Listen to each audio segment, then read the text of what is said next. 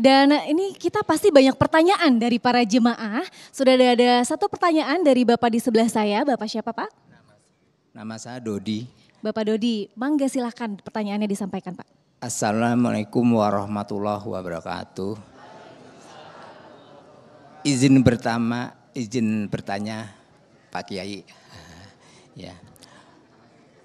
Apakah ada doa khusus atau amal-amalan khusus dalam memilih pemimpin yang amanah? Yang kedua, mohon diberikan tips atau kiat-kiat khusus agar tidak salah dalam memilih pemimpin. Baik, terima kasih Pak Dodi dan akan dijawab oleh para ustadz kita tapi tidak sekarang, saat lagi pemirsa di segmen berikutnya. Jadi kemana-mana tetap di Damai Indonesiaku. Baik, terima kasih pemirsa, Anda masih bersama kami Damai Indonesiaku yang mengangkat tema yang sangat menarik sekali berkaitan dengan pemimpin dalam pandangan Islam. Alhamdulillah telah terkumpul pertanyaan yang insya Allah kita berharap akan melengkapi tema bahasan kita. Ini memang pembahasan yang sangat panjang, tidak cukup seperti Ustadz Aswan katakan tadi bisa sampai jam 5 sore ya. Gimana sampai jam 5 sore kita siap? Sampai jam 5 sore kita siap? Jam 5 sore. Sekarang gantian saya tanya. Oke, kita ulangi lagi. Jadi apa langkah-langkah dalam memilih pemimpin, Ustadz Aswan? Baik, ini pertanyaan berat sebenarnya. Kalau kita bicara tentang langkah-langkah dalam mencari pemimpin, berarti yang harus diperiksa dulu sebagai pemilih pemimpin adalah diri kita. Kita mau cari pemimpin yang mana? Kita ingin pemimpin yang seperti apa? Karena boleh jadi yang kita inginkan dengan yang sahabat, saudara, bahkan istri kita inginkan pun bisa berbeda. Jadi yang pertama dilihat dulu ke dalam diri kita. Karena ini jujur, bahkan ada juga segelintir masyarakat di negeri sana itu mencari pemimpin yang bisa ngasih dia beras, ya, ngasih uang sebelum pencoblosan, ya, ada. Jadi masyarakatnya pun harus memeriksa diri dulu. Harus melihat diri, kamu pengen pemimpin seperti apa?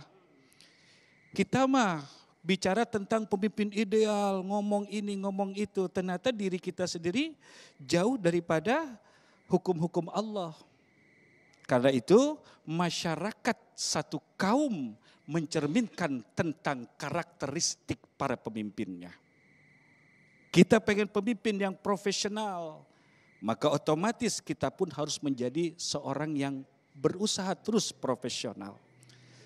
Tetapi okelah kita anggap masih bervariasi di antara para pemilih kita. Namun kalau kita bicara tentang hukum Allah, petunjuk baginda Rasulullah, juga para warasatul anbiya yaitu para alim ulama. Ulama menyarankan kepada kita kalau milih pemimpin otomatis kita pun harus mampu memeriksanya dengan lebih teliti lagi. Ulama mengajarkan kepada kita kalau pengen cari pemimpin yang ikhlas.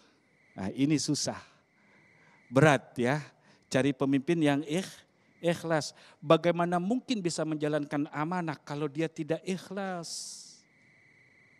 Ikhlas itu adalah sesuatu yang sangat dahsyat. Apakah seorang pemimpin mampu ketika ada haters, ada pembenci, dicaci, dimaki, dihina, bahkan dilecehkan pribadinya. Pertanyaannya, mampu nggak dia ikhlas untuk itu? Seorang pemimpin wajib punya karakter seperti itu. Kalau kita melihat sejarah, mundur ke belakang, para alim ulama terdahulu, sahabat Rasul Sayyidina Abu Bakar sendiri ketika dalam pemerintahannya terjadi konflik. Apalagi Sayyidina Umar. Ya. Kemudian yang kedua, ulama mengajarkan kita, carilah pemimpin yang mampu bersabar. Bersabar ini macam-macam, banyak banget. Kemudian yang ketiga kata ulama, carilah pemimpin yang selalu berikhtiar untuk kebaikan bangsa dan negaranya. Yang keempat yang tidak kalah penting yaitu pemimpin yang adil, tidak membeda-bedakan. Bahkan pemimpin ini mampu menyerap aspirasi semua golongan. Nah, sebelum kita lanjutkan ke pertanyaan selanjutnya, Sasa, mungkin Kiai Jujun bisa melengkapi. Tadi pertanyaannya adalah cara-cara, langkah-langkah dalam memilih pemimpin. Ini kalau kita terjemahkan dalam hidup bersama adalah langkah-langkah ini disebut dengan siasah atau politik. Justru permasalahan yang sering terjadi adalah pada level ini. Orang-orang baik akhirnya muncul menjadi orang yang tidak baik. Ini kan masalah yang sangat pelik sekali, Kiai. Ya. Bisa dijelaskan? Ya itu, makanya apa namanya, godaan kepada kita dalam rangka memilih pemimpin itu dahsyat juga. Yang tadi diutarakan Ustadz Aswan. Jadi kita kadang-kadang tergoda dengan sembako, tergoda dengan serangan fajar. Pembangunan 5 tahun diberikan pada duit 50.000. Yang dimakan pagi sore jadi kotoran, benar gak? Pembangunan 5 tahun dibiarkan saja. Nih kalau orang Garut ada pantun, tapi ini pantunnya pantun Garut. Listrik-listrik, neon-neon, tai kuda di kadutan.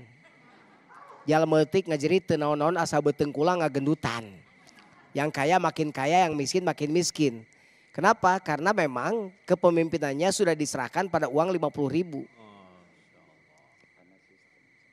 Ya, karena sistem kayak sistemnya sudah kacau balau. Nah sekarang kalau nanya langkah yang tadi, saya kasih tahu kepada ibu dan bapak. Yang pertama kalau dalam Islam istikharah. Istikharah, cenok istikharah. Ada cenok di sini?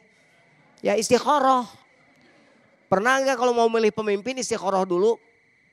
Jawab, pernah enggak? Bapak pernah enggak? Itu sudah salah lagi. Namanya juga pilihan. Berarti kan sesuai dengan petunjuk Allah dan Rasulnya. Istikharah. Istikharah dulu. Itu pemimpin benar enggak ya? Jangan-jangan benar menurut saya. Jangan benar menurut Jurkam. Belum tentu benar menurut Allah. Ya Allah tunjukkan padaku. Siapa pemimpin di Indonesia ini yang akan baik memimpin Indonesia. Ya Allah. Menjerit maksudnya gitu. Jadi menjerit maksudnya. Ya Allah. Gitu. Baik, kalau Kiai. mau memberikan petunjuk ya. Intinya menghadirkan Allah dalam apapun pilihan kita. Iya, Baik. termasuk Terima dalam kasih, memilih Kiai. pemimpin. Sasa, silakan.